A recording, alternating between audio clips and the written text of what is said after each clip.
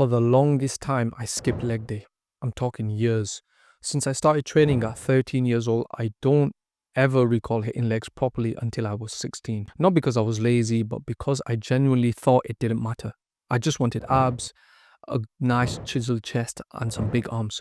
I thought leg training would just slow down my upper body progress. This is a mentality of a lot of young guys even now.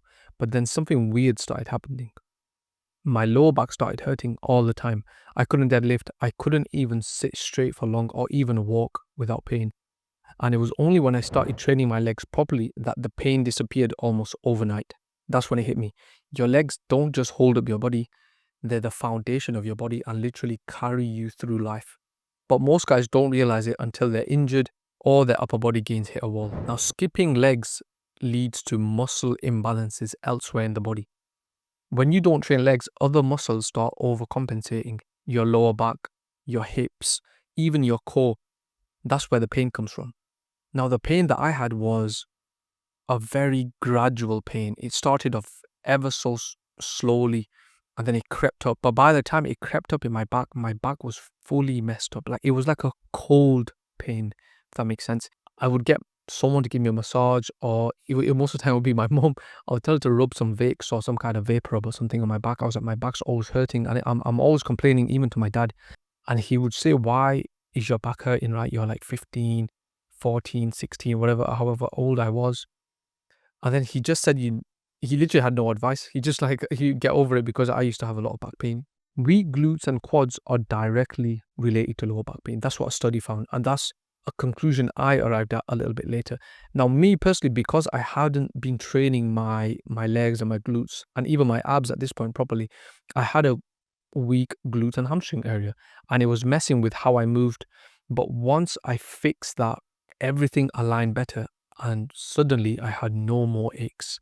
Now, when I first came across, I want to say came across, but when I first started suffering from this kind of pain, I was in secondary school. And after I would play the football games, I would be walking home with my friends and my lower back would ache loads and loads. It would be a bit manageable other times, but especially after playing football, I don't know why the reason was. Maybe because I was running on a hard surface and there was a lot of impact and that exacerbated the pain. But after playing football and I would be walking home, the pain was just excruciating. The way I fixed it was I literally just started training my legs and my glutes, more so my glutes. It was a video I came across around, I want to say about 10 years ago now, 2025. So it was probably about 11 years ago. I came across this video and the guy in the video said that the reason you're having lower back pain is because muscle imbalances and whatnot. And then he went on to say, you haven't been training your legs properly. And then it clicked for me that I haven't been training my legs at all. I've been training my upper body. I've been training whatever else, abs, shoulders, back, legs, whatever. But I was not training my legs. Maybe I did a squat every now and then, but I was not training. I didn't have dedicated leg days, dedicated glute training. But as soon as I fixed it, the pain went away. Another thing training legs does for the rest of the body, and a lot of people might not know about this, it gives you a hormone boost. It gives you a spike in growth hormone. And what that means and what that does is it increases your upper body gains. Now, heavy leg training, which I've just said, triggers a growth hormone spike. The same hormone helps you build muscle everywhere else. So if you're avoiding leg training to focus on your arms or your chest, you're actually slowing down your gains, the amount of gains you're making. Now, resistance leg training triggers systemic hormonal responses. And another thing which I've realized, having a strong foundation to push off when lifting weights, for example, so you're doing a bench press, say you're deadlifting, say you're doing rows, anything which needs any amount of leg drive, which is pretty much all exercises, right? Not all, about 80% of exercise, 75% of exercises can benefit from having a strong leg drive. If you have strong legs, strong foundation, you can leverage your legs to move a lot more weight, and in return you will make a lot more gains.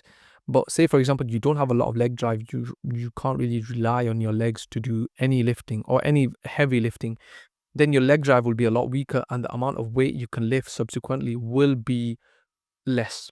And because of that, you'll probably make less gains over the long term. Now, leg training, don't get me wrong, me personally, I train for aesthetics, so I train for looks. I'm not someone who wants massive, like big thighs. Leg training, in my opinion, isn't about getting big thighs.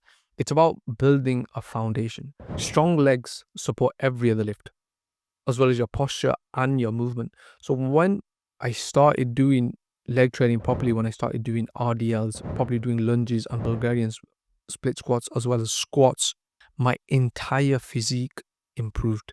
Now, there was a point where when I was losing weight and I was training my legs properly in the right way, in the aesthetic way, because there is a way to train your legs where they're actually of benefit to you, of having long legs. If you're just in the gym and you're doing random leg training, in the real world, it won't really be a benefit to you. You're probably just there doing some kind of leg extensions, loads of leg extensions, or doing a random other exercise. But there's a way to train where your legs actually are beneficial and it makes your legs actually look lean and strong.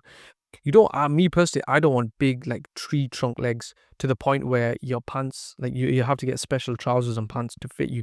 Leg training is about having real world strength as well as a strong foundation to lift weights.